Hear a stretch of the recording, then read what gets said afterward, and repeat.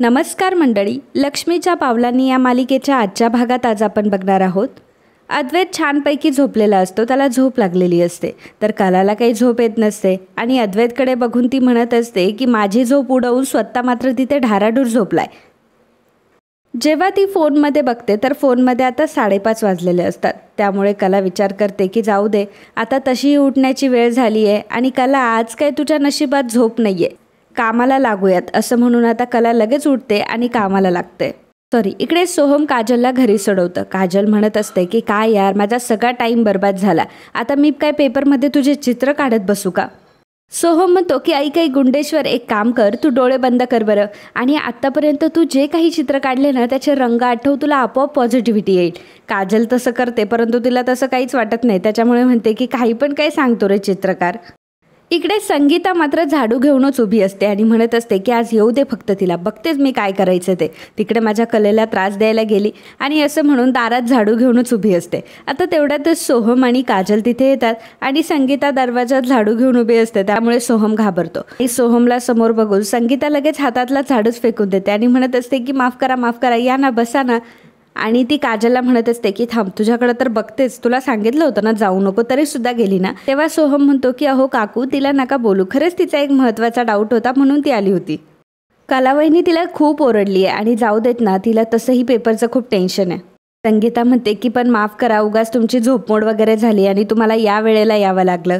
सोहम म्हणतो की अहो काही नाही, तेवढंच माझी लॉंग ड्राईव्ह झाली आणि तसंही आता मी तुमचं पार्सल तुमच्यापर्यंत पोहोचवलं म्हटल्यावर मी निघतो. तर सोहम तिथून निघून गेलेला असतो आणि मग संगीता आपला पदर कमरेला खोचते आणि मग झाडू उचलते. काजल म्हणत असते की नाही प्लीज मारू नकोस आणि काजल आता संगीतावरच ओरडू लागते की ठेव बरे झाडू तो खाली. संगीता झाडू खाली टाकून देते आणि मग आता काजल संगीतावर रुबाब करत असते आणि म्हणत असते की काय ग, किती वाजले, झोप येत नाही का तुला, चल झोप मुकाट्याने, असं म्हणून स्वतःच पळून जाते. संगीता घाबरलेली असते आणि नंतर तिच्या लक्षात येतं की काजल इथून पळून गेली आहे मला चकवा देऊन. संगीता मात्र विचार करत असते की सोहमराव माझ्या काजलला इथपर्यंत सोडवायला आले आणि त्यांचं बोलणंसुद्धा किती छान होतं, किती चांगला स्वभाव आहे त्यांचा. जर माझ्या काजलचा आणि सोहमरावांचं जुळलं तर. आणि मग संगीता परत म्हणते की नाही, उगाचच संगी असे स्वप्न बघू नकोस, तुझ्या या स्वप्नांपायी किती सगळ्यांना त्रास झाला माहिती आहे ना तुला. आणि मग लाईट्स ऑफ करून आता संगीता झोपायला जाते. इकडे अद्वैत जेव्हा झोपेतून उठतो तेव्हा खूप उशीर झालेला असतो आणि अगदी गडबडीत तो झोपेतून उठतो. तेवढ्यातच कला तिथे येते आणि अद्वैत कलाला बघतो आणि म्हणतो की तुझ्यामुळे हे सगळं ना, तुझ्यामुळे झाले. कला म्हणते की अरे वा, एरवी तर प्रत्येक गोष्ट तुझ्यामुळे होत असते, सांगत असतो की मी केलं, माझ्यामुळे झालं, आज अचानक तुला कला कशी काय आठवली. म्हणजे बघ ना, एक रात्र तुझ्या सहवासात काय राहिले तर तुझ्यात किती बदल झालाय. अद्वैत म्हणतो की गप्प बस ना, सकाळी सकाळी किती वेळ बडबड करशील. अद्वैत तिला म्हणत असतो की एक तर सगळ्यांची झोपमोड केली, दुसरी गोष्ट म्हणजे उंदीर म्हणून सारी रात्र मला नाचवलं, 3-4 वेळा मला खाली घेऊन गेली, नंतर माझ्या बेडवर काय झोपलीस, नंतर तुझी बहीण काय घरामध्ये आली आणि एवढंच नाही तर माझ्या डोळ्यावर टॉर्चसुद्धा चमकवत होती. किती परेशान केलं आहेस तुम्हाला आज. कला म्हणते की एक मिनिट, माझ्या बहिणीला काही मी बोलवलं नव्हतं, सोहम तिला वर घेऊन आला म्हणून गोंधळ झालाय. आणि अजून एक गोष्ट म्हणजे मोठमोठ्याने आवाज करून व्हिडिओ कोण बघत होतं, तू का मी. आणि सगळ्यात महत्त्वाचं म्हणजे गादी आणायला आपण जेव्हा खाली गेलो होतो तेव्हा तू मला खोलीत कोंडलं होतंस. आता सांगू का तुझं नाव आजोबांना की तू माझ्याशी असं वागलायस ते. अद्वैत म्हणतो की मी पण ना तुझ्याशी का वाद घालत बसलोय. तसं हे स्वामीनाथन येणार आहेत आणि त्यांची माझ्यासोबत खूप महत्त्वाची मीटिंग आहे आणि आता जर त्यांना माझे डिझाईन्स नाही आवडले तर सगळी मेहनत बर्बाद होईल. कला म्हणते की मग लवकर उठला असता तर सगळ्या गोष्टी आवडल्याच असता ना. तेव्हा अद्वैत म्हणत असतो की तू सांगायची गरज नाही आहे, मी एक परफेक्ट बिझनेसमॅन आहे, हे काय असंच नाही आहे, हे माझ्या परफेक्ट वागण्यामुळे आहे.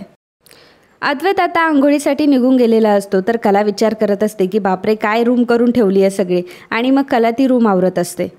इकडे काजल म्हणत असते की अहो खरे बाई, बोला तर काहीतरी. संगीता म्हणत असते की माझ्या बोलण्याला इथे कुठे काय किंमत आहे, घरात 3 लोक राहतात परंतु माझ्या बोलण्याला काही किंमत नाही. काजल म्हणत असते की अगं आई, जरा तरी ऐकून घे. तेव्हा संगीता म्हणत असते की गप्प बस तू, तुला सांगितलं होतं ना कलेच्या घरी जायचं नाही, तरी सुद्धा गेली हुंदडायला तिथे. त्या सोहमरावांना एवढं रात्रीचं इथं आणून सोडावं लागलं. काजल म्हणते की अगं खरे बाई, कशाला तू चिडतीयस, तुला माहिती आहे का तिकडे जाऊन आपला फायदाच झालाय. तिथे जाऊन ना आपल्याला एक भारी गुड न्यूज कळली आहे, पण जर तू आपल्याशी चांगलं बोलली ना तरच मी तुला सगळं सांगेल. तेव्हा आता संगीता चिडते आणि म्हणते की थांब, तुला चटकाच देते आता. काजल म्हणते की नाही थांब, तुला मी सगळं काही सांगते. काजल म्हणते की अगं आई, तुझा लाडका जावई आणि कलाताई एकत्र राहता एका रूममध्ये. संगीता म्हणते की काजल, तू खरं सांगायलीस का? तेव्हा काजल म्हणत असते की आपण कधी खोटं बोलतो का? नाही ना, आपण आपल्या डोळ्यांनी पाहून आलोय. संगीता म्हणत असते की देवी याचीच कृपा म्हणायची, परंतु हे सगळं घडलं कसं काय? काजल म्हणते की मग आता कशाला सांगू, मगाशी तर तुला माझ्याशी बोलायचंच नव्हतं ना. संगीता म्हणते की थांबा, तर तुला ना चांगला धम्मक लाडूच देते. काजल म्हणत असते की त्यापेक्षा बेसनाचे लाडू बनव, मस्तपैकी जेव्हा पेपर सुटून आले ना तर छान असे ताव मारेल त्याच्यावरती. आणि मग आता मी तुझे हातचे बेसन लाडू खाल्ल्यानंतरच ठरवेल की तुला पुढची गुड न्यूज सांगायची की नाही. काजल आता पेपरला निघून गेलेली असते. संगीता मागे म्हणत असते या काजल कधी सुधारणार आहे काय माहिती. आणि बाबांना ती म्हणत असते की तुम्ही ऐकलत ना काजल काय बोलली, की आपली कला आणि जावई बापू एकाच खोलीमध्ये राहत आहे. तेव्हा बाबा म्हणतात की बरं झालं काजलने तिकडे जाऊन गोंधळ घातला, नाही तर मग आपल्याला ही गुड न्यूज कळलीच नसती.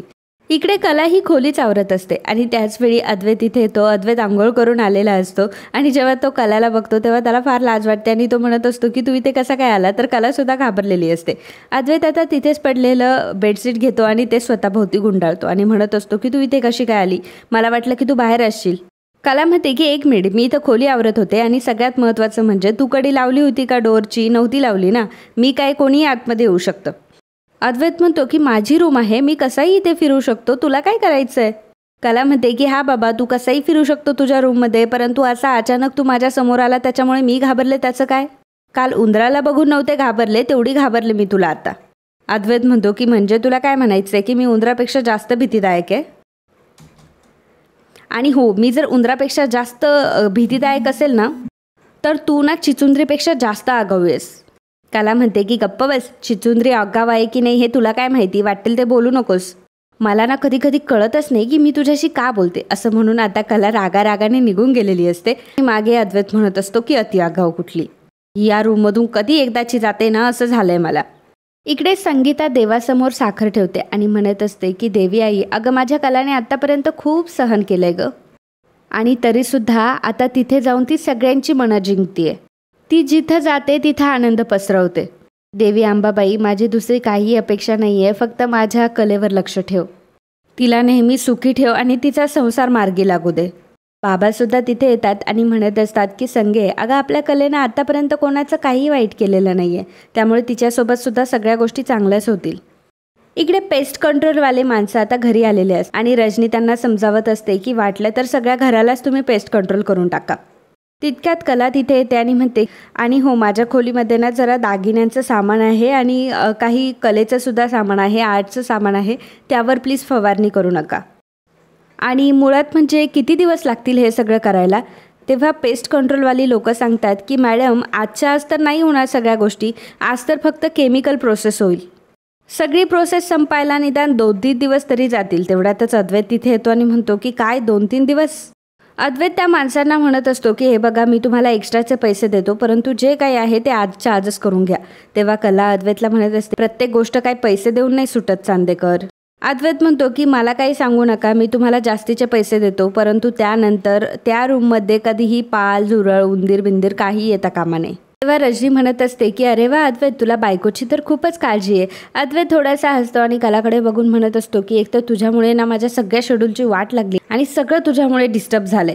आता जेव्हा अद्वैत कलाशी बोलत असतो त्याचवेळी तिथे सरोज येते आणि सरोज अद्वैतला म्हणते की काय रे अद्वैत, तुला काही कामं नाही आहे का दुसरे? तेव्हा अद्वैत म्हणतो की नाही आई, मी मीटिंगसाठीच चाललो आहे. तेव्हा सरोज म्हणते की ठीक आहे, मला पण बँकेत जरा काम आहे, मीही तुझ्यासोबत येते. इकडे कला आबांसाठी पन्हं घेऊन येते. तर आबांना पन्हं खूप आवडत असतं. आबा खूप खुश होतात आणि म्हणतात की अरे वा, एवढ्या गरमीमध्ये जर पन्हं प्यायला भेटलं ना तर आनंदच काहीतरी वेगळा असतो. कला म्हणत असते की आबा तुम्ही अजिबात काळजी करू नका, इथून पुढे ना मी तुम्हाला या टाईमला आंबील पणसं काय काय करून देत जाईल.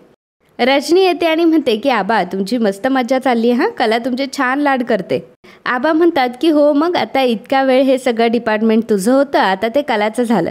माझा अद्वैत पण खूप नशिबवान आहे, त्याला एवढी हौशी बायको भेटली. तर कला म्हणत असते की तसंच काही नाही, मला ह्या सगळ्या गोष्टी करण्याची खूप हौस आहे म्हणून, बाकी काही नाही.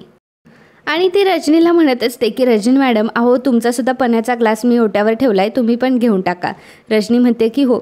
आता कला जेव्हा तिथून निघून जात असते तेव्हा तिचं लक्ष डायनिंग टेबलवर जातं आणि डायनिंग टेबलवर अद्वैतचा डबा तिथेच असतो आणि अद्वैत त्याचा डबा विसरून गेलेला असतो.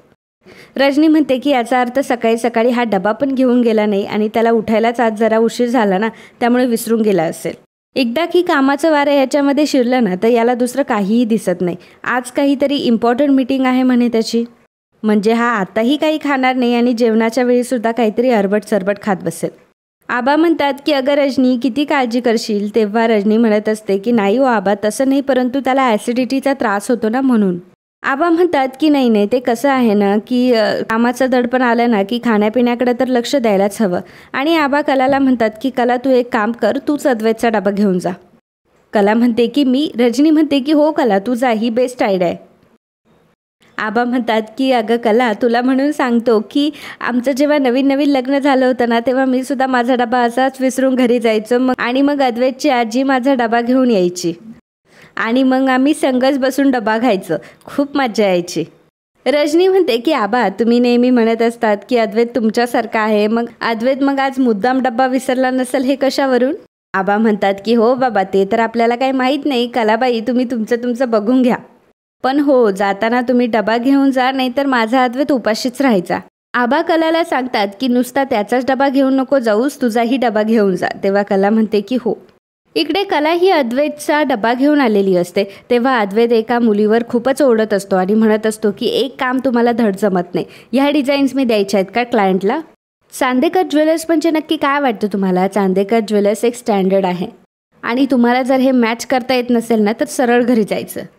तेव्हा ती मुलगी अद्वैतला सॉरी म्हणत असते. तेव्हा अद्वैत म्हणतो की काय करू तुमच्या सॉरीचं, मला पुढच्या 1 तासात यापेक्षा बेटर डिझाईन हव्यात, नाहीतर मी अकाउंटला सांगतो की तुमचं अकाउंट क्लिअर करून टाका म्हणून. मला अशा स्टाफची काही गरज नाही आहे आणि जर 1 तासात मला चांगले रिझल्ट नाही भेटले तर मी तुम्हाला कामावरनं काढून टाकेल. तर ती मुलगी आता तिथून निघून गेलेली असते. कला आतमध्ये आलेली असते. तेव्हा अद्वैत कलाला विचारतो की तू इथे काय करतेस, तुला कोणी इथे पाठवलं. कला म्हणत असते की तू डबा विसरून गेला होतास त्यामुळे तुझा डबा द्यायला आले होते, बाकी काही नाही. अद्वैत म्हणतो की ठीक आहे डबा दिलास ना तू, आता जा बरं इथून, कारण माझं डोकं ऑलरेडी खूप सटकलेलं आहे.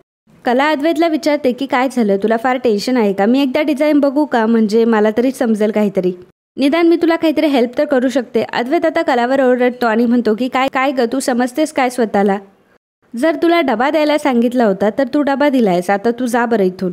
एकतर आधीच मी खूप स्ट्रेसमध्ये आहे, मला एकटं राहू देत. अद्वैत कलावर ओरडतो त्यामुळे कला तिथून निघून जात असते आणि त्याच वेळेस मिस्टर स्वामीनाथन तिथे आलेले असतात.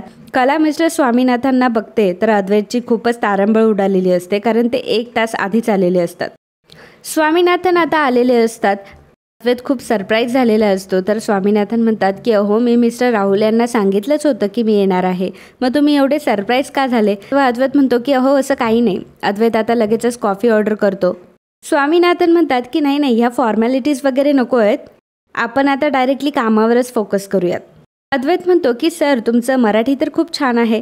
तर आता स्वामीनाथन म्हणत असतात की हो, क्लायंट असो किंवा लँग्वेज असो मी कुठेही बॅरियर ठेवत नाही आणि कामामध्ये तर मला प्रत्येक गोष्ट ही परफेक्टच लागते. डिझाईन्स रेडी आहेत का आपले. तेव्हा अद्वैत म्हणतो की हो डिझाईन्स रेडी आहे. आता अद्वैत त्यांना त्यांचे डिझाईन्स दाखवतो. स्वामीनाथन म्हणतात की हे डिझाईन तर फारच बेसिक आहेत, याच्यापेक्षा वेगळं काय आहे तुमच्याकडं, म्हणजे हे बेसिकच्या पण बेसिक आहे आणि हे सगळं काय आहे असं म्हणून आता ते फाईल जोरात आपटतात. तर अद्वैतला फार टेन्शन आलेलं असतं. आणि मित्रांनो आजचा हा भाग इथेच संपतो. पुढील भागामध्ये आपल्याला बघायला मिळणार आहे कला अद्वैतचे डिझाईन्स पूर्ण करत असते. तेव्हा अद्वैत म्हणतो की हे काय करतेस तू. कला म्हणते की मी डिझाईन बनवते. तेव्हा अद्वैत मात्र तिचे डिझाईन्स फाडून फेकून देतो. तर स्वामीनाथन अद्वैतला कॉल करतात आणि म्हणतात की संध्याकाळी मी तुमच्याकडे डिनरकडे येऊ का. अद्वैत म्हणतो की हो या की. स्वामीनाथन घरी येणार असतात. तर आबा आता कलाला सांगत असतात की स्वामीनाथन हे आपले खूपच जुने क्लायंट आहे, त्यामुळे आजच्या सगळ्या स्वयंपाकाची जबाबदारी तुझ्याकडे आणि आपल्या घरामध्ये त्यांची सगळी खातरदारी व्हायला पाहिजे.